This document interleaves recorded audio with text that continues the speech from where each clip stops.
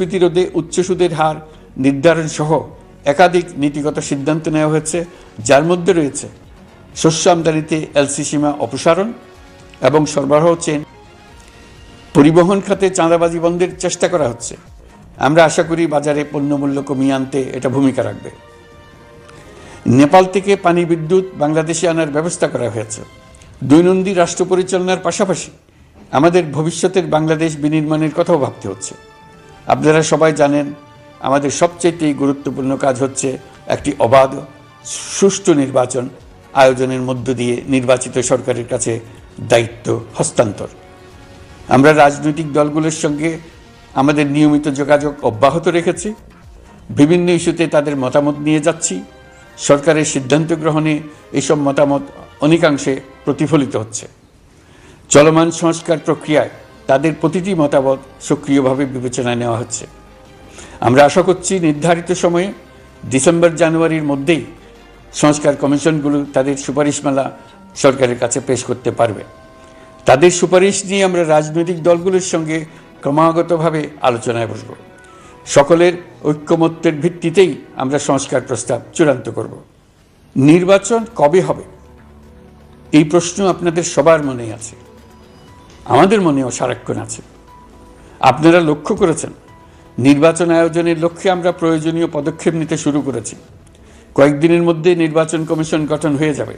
তারপর থেকে নির্বাচন আয়োজন করার সমস্ত দায়িত্ব তাদের উপর বর্তাবে। নির্বাচন কমিশন ভোটার তালিকা হালনাগাদ সহ আরও কিছু কাজ শুরু করে দিতে পারবে, যা একটা অবাধ নির্বাচনের সাথে সরাসরি সম্পৃক্ত। প্রথমবারের মতো প্রবাসী বাংলাদেশিরা পোস্টাল ব্যালটের মাধ্যমে যাতে তাদের ভোটাধিকার প্রয়োগ করতে পারে, সে লক্ষ্যেও সরকার কাজ করছে। তবে আমরা মনে করি না যে একটা নির্বাচন কমিশন গঠন করে দিলেই নির্বাচন আয়োজনে আমাদের দায়িত্ব শেষ। রাষ্ট্র ব্যবস্থায় সংস্কার আমাদের এই সরকারের অন্যতম অঙ্গীকার। আপনারাই আমাদেরকে এই ম্যান্ডেট দিয়েছেন। যেই 6টি সংস্কার কমিশন আমরা শুরুতে গঠন করেছিলাম, তারা ইতিমধ্যে তাদের কার্যক্রম অনেক দূর এগিয়ে নিয়েছে। বিভিন্ন গণমাধ্যমে আপনারা তাদের কার্যক্রমের আপডেটও দেখছেন। কয়েকটি সংস্কার কমিশন ডিজিটাল প্ল্যাটফর্ম গঠন করেছে। আমার অনুরোধ, আপনারা এই প্ল্যাটফর্মে উৎসাহ সহকারে আপনাদের মতামত জানাতে থাকুন। প্রথম 6টি সংস্কার কমিশনের মধ্যে একটি হলো নির্বাচন সংস্কার কমিশন। নির্বাচন অনুষ্ঠানের জন্য এই কমিশনের সুপারিশমালা অত্যন্ত জরুরি। তাদের প্ল্যাটফর্মে যান, আপনার মতামত খোলাখুলিভাবে তুলে ধরুন। আপনি দেশের মালিক, আপনি বলে দিন আপনি কি চান, কিভাবে চান। নির্বাচন নিয়ে আপনাদের সকল বক্তব্য বিনা দ্বিধায় বলতে থাকুন। আপনার মনের কথা তুলে ধরুন। আমার অনুরোধ, সংস্কারের কথাটাও একই সঙ্গে বলুন। সংস্কারকে পাশ কাটিয়ে যাবেন না। নির্বাচনের কথা বলার সঙ্গে নির্বাচন ও অন্যান্য ক্ষেত্রে সংস্কারের কথাটিও বলুন। সংস্কার হলো জাতির দীর্ঘমেয়াদী জীবনী শক্তি। সংস্কার জাতিকে, বিশেষ করে আমাদের তরুণ তরুণীদের নতুন পৃথিবী সৃষ্টির সুযোগ দেবে। জাতিকে বঞ্চিত করবেন না। নির্বাচন আয়োজনে যে সংস্কার কমিশনের সুপারিশমালায় রাজনৈতিক দলসমূহ এবং দেশের সকল মানুষের মতামত অপরিহার্য, সেই কমিশন হলো সংবিধান সংস্কার কমিশন। এই সুপারিশমালার যে অংশ সকলের কাছে গ্রহণযোগ্য হবে, তার ভিত্তিতে নির্বাচনী আইন সংশোধন করতে হবে। সমান্তরালভাবে ভোটার তালিকাও হালনাগাদ করার প্রক্রিয়া চলতে থাকবে। আমি নিশ্চিত নই সংস্কার প্রস্তাব সমূহ বাস্তবায়নের সুযোগ আমরা কতটুকু পাব। তবে আমি আপনাদের কথা দিচ্ছি, আপনারা সুযোগ দিলে প্রয়োজনীয় কিছু অত্যাবশ্যকীয় সংস্কার কাজ শেষ করেই আমরা আপনাদের কাঙ্ক্ষিত নির্বাচন আয়োজন করব। ততদিন পর্যন্ত আমি আপনাদের ধৈর্য ধারণ করার অনুরোধ করব। আমরা চাইব আমরা যেন এমন একটি নির্বাচন ব্যবস্থা সৃষ্টি করতে পারি যা যুগ যুগ ধরে অনুসরণ করা যাবে। এর ফলে সাংবৎসরিক রাজনৈতিক সংকট থেকে আমাদের দেশ রক্ষা পাবে। এই জন্য প্রয়োজনীয় সময়টুকু আমি আপনাদের কাছ থেকে চেয়ে নিচ্ছি। নির্বাচনী সংস্কারের সিদ্ধান্ত হয়ে গেলে খুব দ্রুত আপনারা নির্বাচনের রোডম্যাপও পেয়ে যাবেন। অন্তর্বর্তী সরকার সৃষ্টি হয়েছে রাজনীতিকে নীতির কাঠামোয় আনার জন্য এবং রাজনীতির জন্য নতুন পরিবেশ সৃষ্টির নিবিড় আকাঙ্ক্ষা থেকে। এই আকাঙ্ক্ষা পূরণ করা থেকে জাতিকে বঞ্চিত করবেন না। নির্বাচনের ট্রেন যাত্রা শুরু করেছে, এটা আর থামবে না, কিন্তু যেতে যেতে আমাদের অনেকগুলো কাজ সেরে ফেলতে হবে। এই ট্রেন শেষ স্টেশনে কখন পৌঁছবে সেটা নির্ভর করবে কত তাড়াতাড়ি আমরা তার জন্য রেল লাইনগুলো বসিয়ে দিতে পারি, আর তা হবে রাজনৈতিক দলসমূহের ঐক্যমত্যের মাধ্যমে। ইতিমধ্যে অন্যান্য সংস্কার কমিশনের সুপারিশমালা নিয়ে আলাপ চলতে থাকবে। নির্বাচন ছাড়াও আরও গুরুত্বপূর্ণ সংস্কার করার ব্যাপারে ঐক্যমত গঠনের জন্য অতিরিক্ত সময় প্রয়োজন হতে পারে। দেশবাসীর কাছে, বিশেষ করে রাজনৈতিক দলগুলির কাছে আমরা ক্রমাগতভাবে প্রশ্ন তুলতে থাকব, কী কী সংস্কার নির্বাচনের আগে আপনারা করে নিতে চান। নির্বাচনের আয়োজন চলাকালীন কিছু সংস্কার হতে পারে, সংস্কারের জন্য নির্বাচনকে কয়েক মাস বিলম্বিতও করা যেতে পারে। আমরা 2 দিন পরে চলে যাব, কিন্তু আমাদের মাধ্যমে জাতির জন্য যে ঐতিহাসিক সুযোগ সৃষ্টি হলো, সেই সুযোগটা যেন কোনো রকমই হাতছাড়া করে না দিই, এটার ব্যাপারে দৃঢ় থাকার জন্য আমি দলমত, নারী পুরুষ, ধর্ম, তরুণ, বৃদ্ধ, ছাত্র, ব্যবসায়ী, শ্রমিক, কৃষক নির্বিশেষে সবার কাছে আহ্বান জানাচ্ছি। আশা করি আপনারা আমার এই আবেদন গ্রহণ করবেন। দেশে সংগঠিত অন্যান্য অপরাধের বিচার প্রক্রিয়া ত্বরান্বিত করার জন্য দেশের বিভিন্ন জেলায় সহস্রাধিক প্রসিকিউটর নিয়োগ দেওয়া হয়েছে। হাইকোর্টে ইতিমধ্যে নিয়োগ দেওয়া হয়েছে 23 জন নতুন বিচারক। বিচার বিভাগকে ঘুষ ও দুর্নীতিমুক্ত করার জন্য সম্ভব সব ধরনের চেষ্টাই করা হচ্ছে। বিচারপতিদের নিয়মতান্ত্রিক উপায়ে শাস্তিমূলক ব্যবস্থা গ্রহণের জন্য সুপ্রিম জুডিশিয়াল কাউন্সিল পুনর্বহাল করা হয়েছে। শুধু বিচার বিভাগই নয়, সর্বগ্রাসী দুর্নীতির হাত থেকে দেশের সব খাতকেই রক্ষা করতে আমরা সচেষ্ট হয়েছি।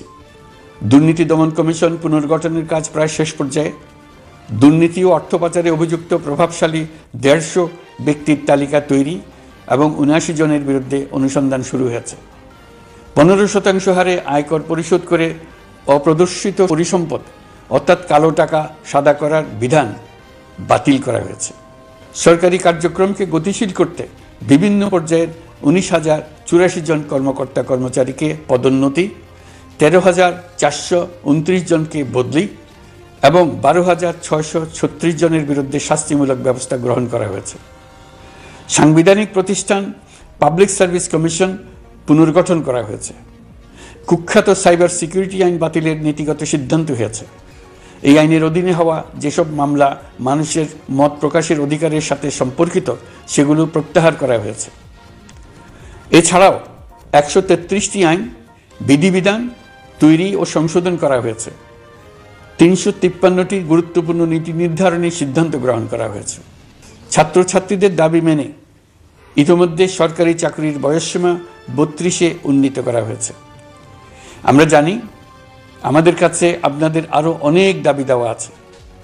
দীর্ঘদিনের অপশাসন, অত্যাচার, অনাচারের ফলে আপনাদের মনে অনেক ক্ষোভ পঞ্জীভূত হয়েছে। দেশে বাক স্বাধীনতা না থাকায় আমরা কেউ আমাদের মতামত, দাবি দেওয়া প্রকাশ করতে পারিনি। আমরা আপনাদের প্রতিটি দাবির প্রতি সহানুভূতিশীল। আমরা ধৈর্য সহকারে আপনাদের কথা শুনতে চাই, কিন্তু সেজন্য আপনারা সড়ক অবরোধ করে জনদুর্ভোগ সৃষ্টি করলে আমাদের সকলেরই অসুবিধা হয়। আমাদের একান্ত অনুরোধ, আপনারা নির্দিষ্ট চ্যানেল মেনটেন করে আপনাদের দাবি দেওয়া পেশ করবেন। আমাদের বৃহৎ রপ্তানি পণ্য গার্মেন্টস শিল্পে গত কিছুদিন ব্যাপক অস্থিরতা বিরাজ করছে। ফ্যাসিস্ট সরকারের সুবিধাভোগী বেশ কিছু গার্মেন্টস মালিক পালিয়ে যাওয়ায় শ্রমিকদের বেতন ভাতা নিয়ে অনিশ্চয়তা তৈরি হয়েছে। অন্য অনেক কারখানাও শ্রমিকদের ন্যায্য বেতন সহ অন্যান্য সুবিধা থেকে বঞ্চিত ছিল। শ্রমিকরা তাদের দীর্ঘদিনের বঞ্চনার প্রতিবাদ জানাতে এবং অনিশ্চয়তা থেকে মুক্তি পেতে রাস্তায় নেমে আসে। আমরা তাদের কথা শুনেছি, তাদের আলোচনার টেবিলে নিয়ে আসতে পেরেছি। আমরা অত্যন্ত আনন্দিত যে মালিক শ্রমিকের মধ্যে 18 দফার একটা ব্যাপক ভিত্তিক চুক্তি স্বাক্ষরিত হয়েছে। বড় ধরনের কোনো সহিংসতা ছাড়াই আমরা শ্রমিক অসন্তোষ নিরসন করতে পেরেছি। তারা আবার উৎপাদনে ফিরেছে। এতে প্রাণ ফিরে পেয়েছে বাংলাদেশের রপ্তানিমুখী এই শিল্প। নানা প্রতিকূলতা সত্ত্বেও অক্টোবর মাসে আমাদের রপ্তানিতে প্রবৃদ্ধি হয়েছে প্রায় 21%। আমরা যখন কাজ শুরু করেছি দেশের অর্থনীতি ছিল বিপর্যস্ত, বৈদেশিক মুদ্রার রিজার্ভ ছিল তলানিতে। আশার কথা এই রিজার্ভ পরিস্থিতি এখন উন্নতির পথে। গত 3 মাসে রিজার্ভে কোনো রকম হাত না দিয়েই আমরা প্রায় $2 বিলিয়ন বৈদেশিক ঋণ শোধ করতে পেরেছি। জ্বালানি তেল আমদানিতে পুঞ্জীভূত বকেয়ার পরিমাণ $478 মিলিয়ন হতে কমিয়ে $160 মিলিয়ন আনতে পেরেছি। অর্থনীতি পুনরুদ্ধারে আমরা সর্বাত্মক চেষ্টা চালিয়ে যাচ্ছি। বিশ্বব্যাংক, IMF সহ বিভিন্ন দাতা সংস্থা ইতিমধ্যে ঋণ ও অনুদান হিসেবে $8 বিলিয়ন দেওয়ার প্রতিশ্রুতি দিয়েছে, যা আমাদের ভঙ্গুর অর্থনীতিকে সচল করতে সক্ষম হবে।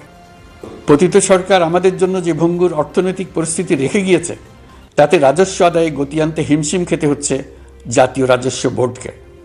এর মধ্যেও জুলাইয়ের নেতিবাচক অবস্থা থেকে অক্টোবর নাগাদ রাজস্ব আদায়ে 9.9% প্রবৃদ্ধি অর্জিত হয়েছে। আগের অর্থ বছরের সংশোধিত বাজেটে বিপুল রাজস্ব ঘাটতি ছিল, যে কারণে এবার শুরু থেকেই রাজস্ব আদায়ের লক্ষ্যমাত্রা অনেক বেড়ে যায়। এর ফলে স্বৈরাচার পতনের পরবর্তী 3 মাসে 9.9% রাজস্ব বৃদ্ধির পরেও লক্ষ্যমাত্রার বিপরীতে 23% বেশি ঘাটতি থেকে যায়। রাজস্ব আদায়ের গতি আনতে আমি এখন অনলাইনে আয়কর রিটার্ন জমা দিতে উৎসাহিত করছি। আন্তর্জাতিক সাহায্য সংস্থা, বিশ্বব্যাংক, IMF, UNDP ইত্যাদি প্রধানদের সঙ্গে আমার দীর্ঘ বৈঠক হয়েছে। তারাও বাংলাদেশকে নতুনভাবে এবং সর্বাত্মকভাবে সাহায্যের জন্য তাদের আগ্রহ ব্যক্ত করেছেন। চীনের পররাষ্ট্রমন্ত্রীর সঙ্গে একান্ত বৈঠকে চীনের পক্ষ থেকে যাবতীয় সাহায্যের আশ্বাস দিয়েছেন। 100 দিন আগে আর্থিক দিক থেকে আমরা যে লণ্ডভণ্ড অবস্থা থেকে যাত্রা শুরু করেছিলাম, সেটা এখন অতীত ইতিহাস হয়ে দাঁড়িয়েছে। এই 100 দিনে অর্থনীতি সবল অবস্থানে চলে আসছে। এটা সম্পূর্ণ নিজস্ব নীতিমালা দিয়ে হয়েছে। বলা বাহুল্য, এখনও আমাদের বন্ধুদের কাছ থেকে যে সাহায্যের আয়োজন হয়েছে তা আসা শুরু করেনি। বন্ধু রাষ্ট্রগুলো শুধু যে আমাদের বড় বড় অঙ্কের সাহায্য দিয়ে আসছে তাই নয়, তারা এই সাহায্য দ্রুততম সময়ে আসা শুরু করবে এই প্রতিশ্রুতিও আমাকে দিয়েছেন। এই সাহায্য আসা শুরু করলে আমাদের অর্থনীতি অত্যন্ত মজবুত এবং আকর্ষণীয় অর্থনীতিতে পরিণত হবে। বিদেশি বিনিয়োগকারীরাও নানা রকম বিনিয়োগে উৎসাহিত হয়ে এগিয়ে আসবে। বিনিয়োগকারীদের সঙ্গে এখন থেকে আমরা আলোচনা শুরু করে দিয়েছি। বিশ্বের রাষ্ট্রপুঞ্জের মজলিসে আমরা এখন সম্মানিত এবং প্রশংসিত দেশের অবস্থানে পৌঁছতে পেরেছি। এর কারণে পরাজিত শক্তি নানা কৌশল করেও তাদের দিকে দৃষ্টি আকর্ষণ করতে পারছে না। তারা নানা চেহারা নিয়ে আপনাদের প্রিয়পাত্র হবার চেষ্টা করছে। পরাজিত শক্তির ষড়যন্ত্র থেকে নিজেকে মুক্ত রাখুন, দেশকে মুক্ত রাখুন। এই ব্যাপারে অনড় থাকুন। এমন কিছু করবেন না যা তাদেরকে উৎসাহিত করতে সাহায্য করে। তাদেরকে সকল দিক থেকে নিরাশ করুন। সেটা নিশ্চিত করতে পারলে আমাদের আর কোনো বিষয়ে সংশয় করার প্রয়োজন নেই। সরকারের পক্ষ থেকে আমি নিশ্চয়তা দিচ্ছি, সকল প্রকার সীমাবদ্ধতা সত্ত্বেও আমরা আপনাদেরকে একটা মজবুত অর্থনীতি দিয়ে যাব। ভবিষ্যতে চলার পথকে সহজগম্য করে যাব। নাগরিক অধিকারসমূহ নিশ্চিত করে যাব। বিপক্ষ শক্তি যত শক্তিশালী হোক, নাশকতার যত রকম উদ্ভট পরিকল্পনাই করুক, সব কিছু নস্যাৎ করার জন্য প্রস্তুত থাকুন। এবার যে মুক্তি আমরা অর্জন করেছি তা আমাদের কাছ থেকে কেউ যেন ছিনিয়ে নিতে না পারে, তার জন্য সর্বমুহূর্তে প্রস্তুত থাকুন। আপনারা জেনেছেন, পতিত সরকার ও তার দোসররা প্রতি বছর দেশ থেকে $12 থেকে $15 বিলিয়ন পাচার করেছে। দুর্নীতি বিরোধী সংস্থা ট্রান্সপারেন্সি ইন্টারন্যাশনাল বাংলাদেশ সম্প্রতি এই তথ্য দিয়েছে। পাচার হয়ে যাওয়া এই অর্থ ফিরিয়ে আনার জন্য সম্ভব সকল ধরনের উদ্যোগ আমরা গ্রহণ করেছি।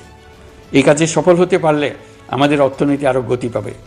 এই কাজে আমরা বিভিন্ন আন্তর্জাতিক সাহায্য সংস্থার সাহায্য দিচ্ছি। আমি ধন্যবাদ জানাতে চাই বিশ্ব নেতৃবৃন্দকেও। বাংলাদেশের এই সংকটময় সময়ে তারা প্রায় সবাই সহযোগিতার হাত বাড়িয়ে দিয়েছেন। আমি যখন সেপ্টেম্বরে জাতিসংঘের সাধারণ পরিষদের অধিবেশনে যোগ দিই, সে সময় মার্কিন যুক্তরাষ্ট্র, European union, Canada, Italy, Holland, জাতিসংঘের মহাসচিব সহ বিশ্বের অনেক দেশের সরকার প্রধানের সঙ্গে আমার বৈঠক করার সুযোগ হয়। তারা স্বতঃস্ফূর্তভাবে আমাদের প্রতি সর্বাত্মক সহযোগিতা প্রদানের অঙ্গীকার ব্যক্ত করেছেন। নেপাল, মালদ্বীপ, পাকিস্তান সহ প্রতিবেশী বেশ কয়েকটি দেশের সরকার প্রধানের সঙ্গে আমার বৈঠক হয়েছে, যেখানে আমি সার্ককে পুনর্জীবিত করার কথা বলেছি। দেশে ফিরে আসার পর এসব দেশের রাষ্ট্রদূতগণ যারা ঢাকায় আছেন, স্বতঃপ্রবৃত্ত হয়ে আমার সঙ্গে দেখা করে তাদের সরকার প্রধানদের অঙ্গীকার পুনর্ব্যক্ত করে গেছেন। তারা সম্পূর্ণ নতুনভাবে আমাদের জন্য সহায়তার নতুন ছক তৈরি করার কাজ শুরু করেছেন। যেসব রাষ্ট্রদূত দিল্লিতে অফিস করেন তারা দিল্লি থেকে এসে দেখা করে গেছে।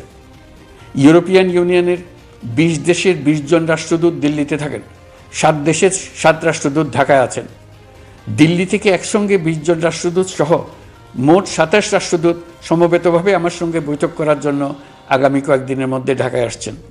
আগে কখনো ইউরোপিয়ান ইউনিয়নের 27 জন রাষ্ট্রদূত একত্র হয়ে সরকারের সঙ্গে আলোচনায় বসেনি। দিল্লি থেকে এই বিশাল সংখ্যক রাষ্ট্রদূত একসঙ্গে বৈঠক করার জন্য কোনোদিন আসেনি। এবার এই কাজটি করার পেছনে আছে ইউরোপিয়ান ইউনিয়নের সমর্থন প্রকাশ করা এবং অর্থনৈতিক ক্ষেত্রে উচ্চ পর্যায়ের সহযোগিতা গড়ে তোলা। ইতিমধ্যে আমার সঙ্গে দেখা করেছেন সৌদি আরব, সংযুক্ত আরব আমিরাত, ব্রাজিল, তুরস্ক, রাশিয়া, ফিনল্যান্ড, সিঙ্গাপুর, লিবিয়া সহ অনেক দেশের রাষ্ট্রদূত। দ্বিপাক্ষিক নানা সহযোগিতা সহ বাণিজ্য বিনিয়োগ বৃদ্ধির আশ্বাস তারা দিয়েছেন। আমরা প্রবাসী বাংলাদেশিদেরও বেসরকারি খাতে বিনিয়োগ করার জন্য আহ্বান জানাচ্ছি। বাংলাদেশের অর্থনৈতিক উন্নয়নে তরুণদের কর্মসংস্থানের মূলে রয়েছে বেসরকারি খাত। আমাদের বিনিয়োগ বোর্ডের নির্বাহী চেয়ারম্যান 2 শতাধিক বেসরকারি প্রতিষ্ঠানের প্রধান নির্বাহী, উদ্যোক্তা ও বিনিয়োগকারীর সঙ্গে পৃথক পৃথকভাবে বৈঠক করেছেন। নীতির ধারাবাহিকতার অভাব, সরকারি বেসরকারি পর্যায়ে মত বিনিময়ের অভাব, সরকারি অফিসের জটিল প্রক্রিয়া এবং সর্বোপরি দুর্নীতি বিদ্যমান বিনিয়োগকারীদের সমস্যায় ফেলেছে। বিনিয়োগকারীদের উদ্বেগ নিরসনে আমরা অনেকগুলো কাজ করেছি। ইতিমধ্যে সত্যিকারের ওয়ান স্টপ সার্ভিস চালু হয়েছে। বিনিয়োগ সংক্রান্ত চ্যালেঞ্জ সমাধানে আন্তঃমন্ত্রণালয় কমিটি গঠন করা হয়েছে। বেসরকারি খাতের উপদেষ্টা কাউন্সিল ও ডিজিটালাইজেশনের মাধ্যমে সরকারি অফিসে না এসে প্রয়োজনীয় কর্মসম্পাদনের পদক্ষেপ নেওয়া হয়েছে। বিনিয়োগ উন্নয়ন সংস্থা আমাদের অগ্রগতির বিষয়ে সবাইকে মাসিক ভিত্তিতে আপডেট করে যাচ্ছে। আমরা প্রবাসীদের কল্যাণে কাজ করছি। আমার অনুরোধে সংযুক্ত আরব আমিরাত সাজাপ্রাপ্ত 57 জন সহ অন্যান্য বাংলাদেশিকে মুক্তি দিয়েছে। এইসব বাংলাদেশি যাবজ্জীবন কারাবাসের ঝুঁকি নিয়ে ফেসিবাদের বিপক্ষে প্রতিবাদ করেছিল। বাংলাদেশিরা এরকম প্রতিবাদ আরও অনেক দেশেই করেছেন। আমরা তাদের প্রতি কৃতজ্ঞ। কয়েকদিন আগে বাকুতে সংযুক্ত আরব আমিরাতের প্রেসিডেন্ট জনাব শেখ মোহাম্মদ বিন জায়েদ আল নাহিয়ানের সঙ্গে আমার কথা হয়েছে। তাকে বাংলাদেশের পক্ষ থেকে ধন্যবাদ জানিয়েছি। তিনি বলেছেন বাংলাদেশের জন্য যে কোনো সাহায্য লাগলে আমি যেন তাকে জানাই। প্রবাসীদের কল্যাণে আমাদের সরকার সম্ভব সব ধরনের উদ্যোগ গ্রহণ করে যাচ্ছে। আপনারা জানেন মালয়েশিয়ার প্রধানমন্ত্রী আনোয়ার ইব্রাহিম সম্প্রতি বাংলাদেশ সফর করেছেন। 18,000 বাংলাদেশি যারা সব ধরনের আনুষ্ঠানিকতা মেনে চলার পরেও স্বৈরাচারী সরকারের অব্যবস্থাপনার জন্য মালয়েশিয়া যেতে পারেন নাই, তিনি তাদের জন্য মালয়েশিয়ার দ্বার আবার উন্মুক্ত করার আশ্বাস দিয়েছেন। এই লক্ষ্যে আমরা কাজও শুরু করেছি। আপনারা জেনে থাকবেন মালয়েশিয়া আগামী বছর দক্ষিণ পূর্ব এশিয়ার আঞ্চলিক সহযোগিতা সংস্থা আসিয়ানের চেয়ারম্যানের দায়িত্ব নিতে যাচ্ছে।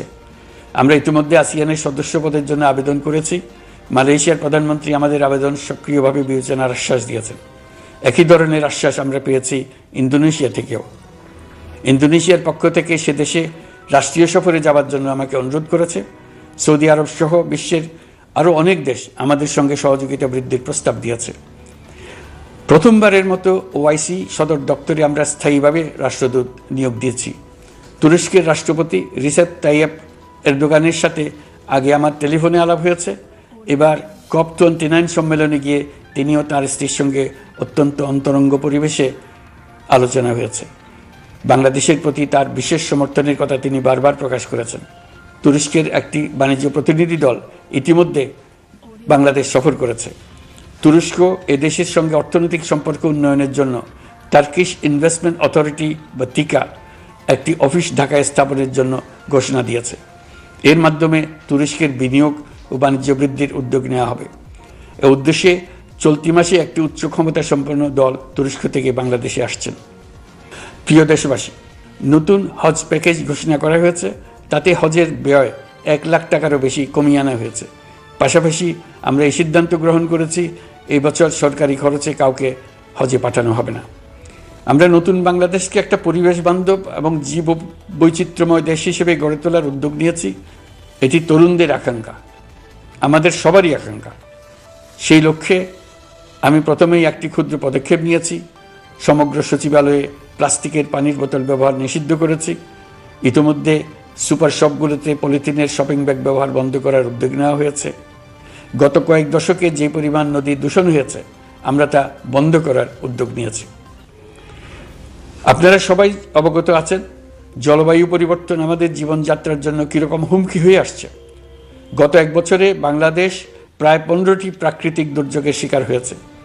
মানুষের সৃষ্ট নানাবিধ দুর্যোগের পাশাপাশি এসব প্রাকৃতিক দুর্যোগের বিপক্ষেও আমাদের লড়তে হচ্ছে। আজারবাইজানে জলবায়ু সম্মেলনে বিশ্ব নেতৃবৃন্দকে আমি আমার উদ্যোগের কথা জানিয়েছি। সেখানে জাতিসংঘের মহাসচিব, ইউরোপ, এশিয়া, আফ্রিকার অনেক সরকার প্রধানের সঙ্গে আমার দেখা হয়েছে। যতটুকু আলাপ আলোচনা সম্ভব হয়েছে আমি সবার কাছে জলবায়ুর প্রতিকূল প্রভাব মোকাবেলা সহ গণতান্ত্রিক উত্তরণের পথে বাংলাদেশের অগ্রযাত্রায় সহযোগিতা চেয়েছি। তারা সবাই সহযোগিতার অঙ্গীকার করেছেন। গত 100 দিনে আমরা অনেক কল্যাণমূলক কাজ করেছি, যা এখানে স্বল্প পরিসরে বর্ণনা করা সম্ভব নয়। আমাদের সরকার স্বচ্ছতা ও জবাবদিহিতায় বিশ্বাসী, তাই আমি সরকারের সকল মন্ত্রণালয়কে নির্দেশ দিয়েছি তাদের নিজ নিজ কাজের বিস্তারিত বিবরণ নিজেদের ওয়েবসাইট ও সামাজিক যোগাযোগ মাধ্যমে প্রকাশ করার জন্য।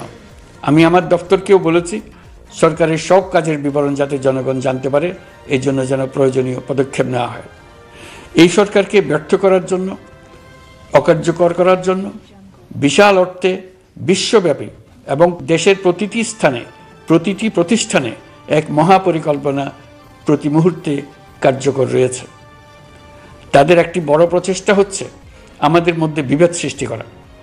পতিত সরকারের নেতৃবৃন্দ যারা এদেশ থেকে বিপুল পরিমাণ অর্থ পাচার করে নিয়ে গেছে, সেই অর্থে বলিয়ান হয়ে তারা দেশে ফিরে আসার জন্য চেষ্টা করে যাচ্ছে।